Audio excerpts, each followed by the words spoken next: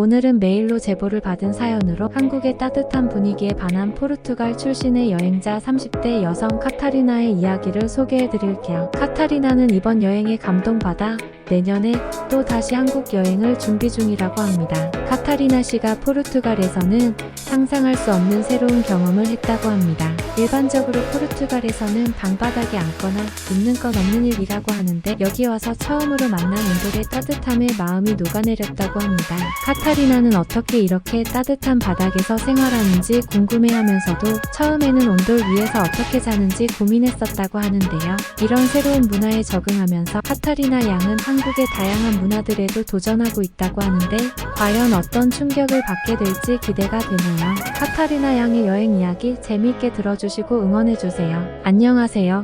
저는 현재 포르투갈에서 프리랜서로 일하고 있는 30대 카타리나라고 합니다. 오늘은 무려 3번이나 방문할 만큼 좋은 기억을 남겨주었던 한국에서의 첫 번째 추억을 이야기해 보려고 합니다. 저는 평소 동아시아 문화권에 관심이 많았어요. 하지만 지금처럼 유튜브가 있는 것도 아니고 인터넷이 활성화되어 있지 않아서 저는 동아시아에 대한 정보를 책을 통해 얻고는 했습니다. 하지만 책을 통해서 알 수 있는 정보는 보통 역사에 관한 것이었어요.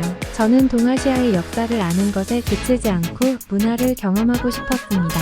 어느 나라를 갈까 고민하다가 결정한 곳이 바로 한국이었어요. 한국은 역사적으로 정말 놀라운 나라였거든요.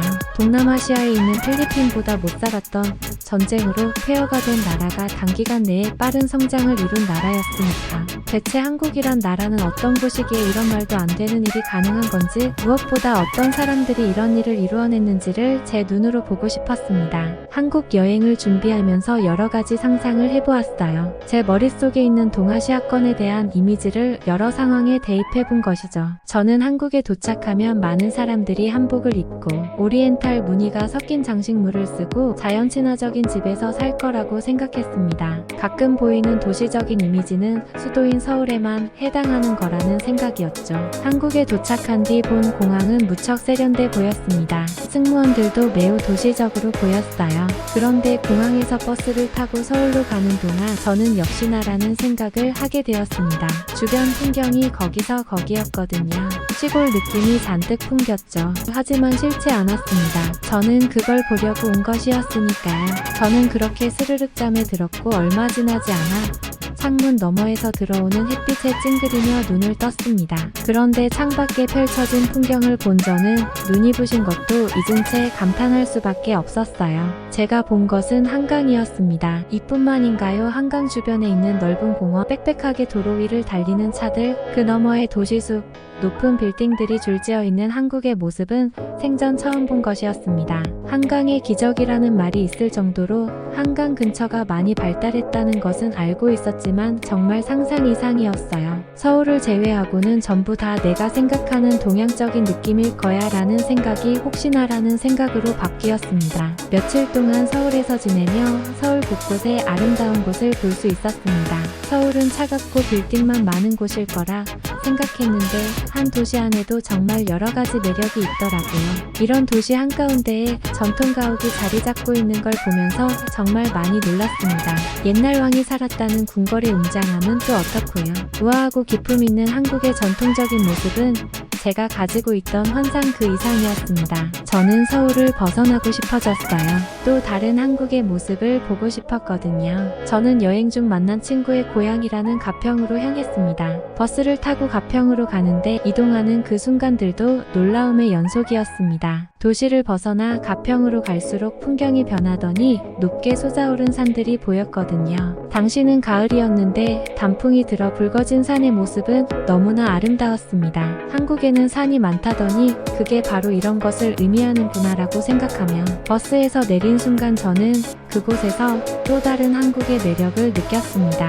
서울에 있는 사람들은 유쾌하면서도 어딘가 바빠 보이는 모습이었는데 가평에 있는 사람들은 어딘가 여유 있었거든요.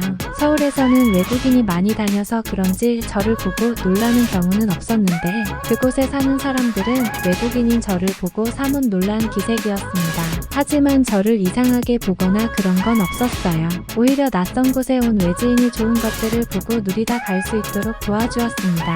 저는 서울에서 출발한 버스에서 내린 뒤 누군가를 기다렸어요. 제가 에어비앤비로 예약한 숙소의 주인장분이었죠. 저는 친절한 주인장분의 안내를 받으며 숙소로 들어갔습니다. 그런데 저는 숙소 문을 열자마자 어이없는 광경을 보았습니다. 주인장분에게 물었어요. 사장님, 여기 뭔가가 이상한데요? 주인장분은 영어를 못하셨기 때문에 저는 한참 동안 방이 이상하다는 것을 몸으로 표현했어요. 주인장분은 그제야 제 말의 뜻을 이해하셨는지 방으로 성큼 들어오셨습니다.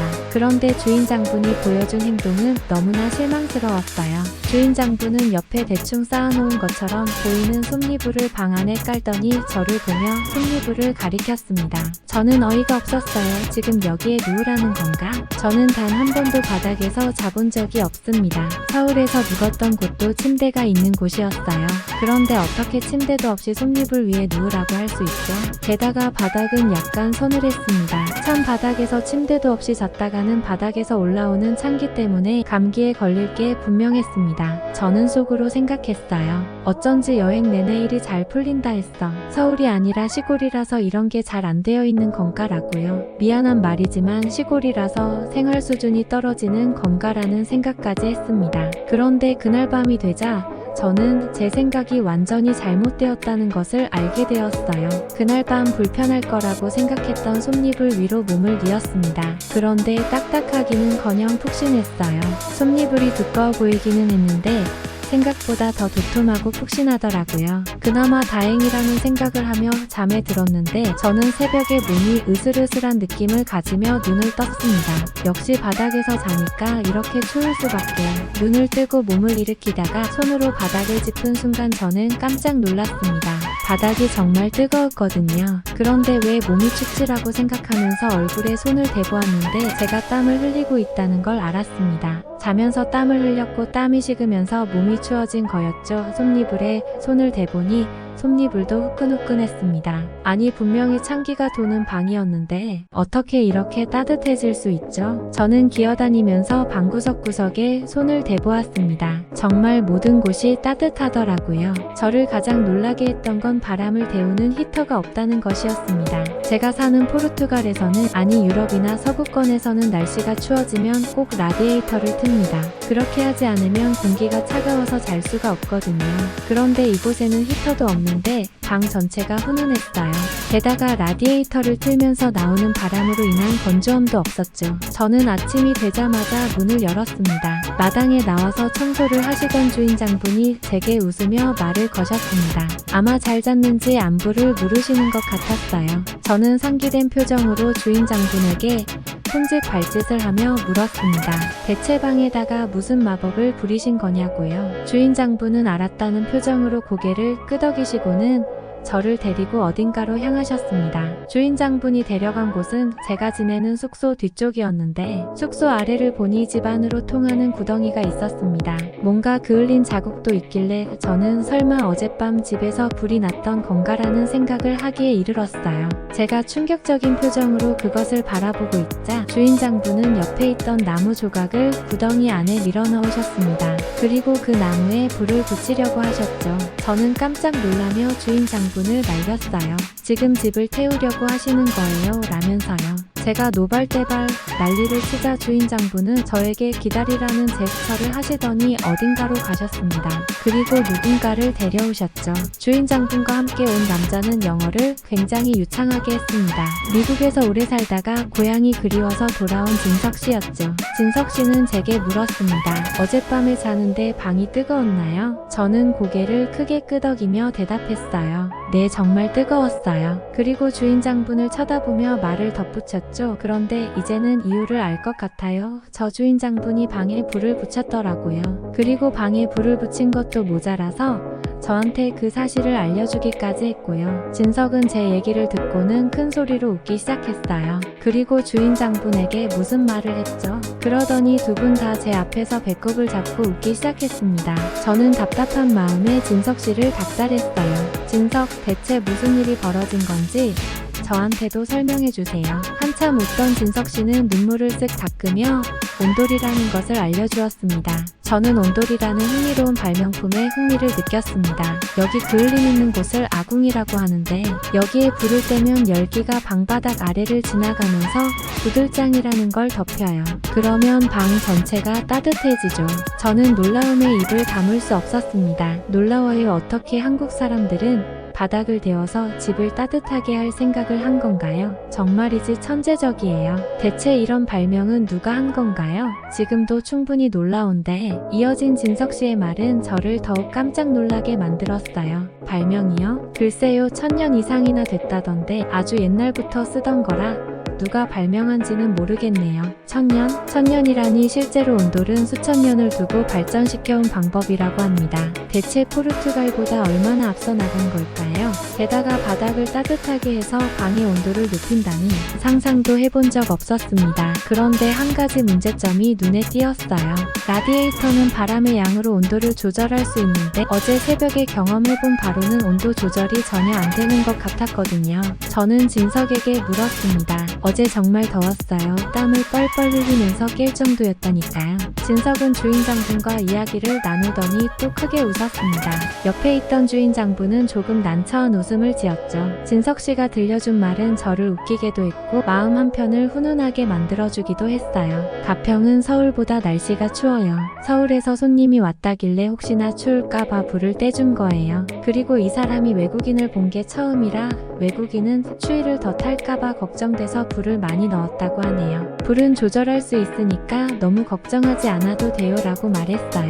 불을 조절해서 온도를 낮출 수 있다는 것 또한 놀라웠고 저를 걱정한 주인장분의 배려에 감사했습니다. 그렇게 집에 불을 붙이려고 했다고 착각한 해프닝을 마치고 방에 들어왔는데 바닥에 깔린 솜니불이 보였습니다. 이 방에 침대가 없었던 이유는 더 따뜻한 곳에서 잠을 자라는 주인장분의 배려였던 것이죠.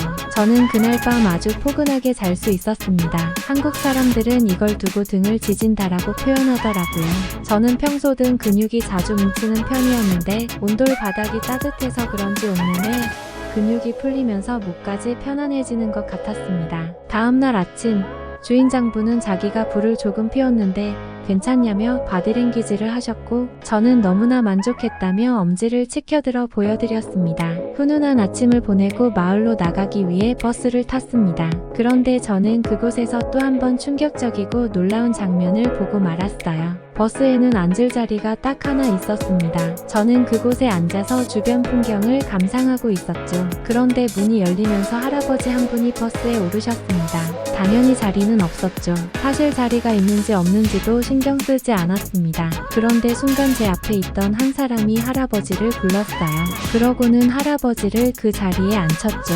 저는 그 사람이 바로 내리는 줄 알았습니다. 그런데 그게 아니었어요. 그 사람은 할아버지에게 자리를 양보한 것이었습니다.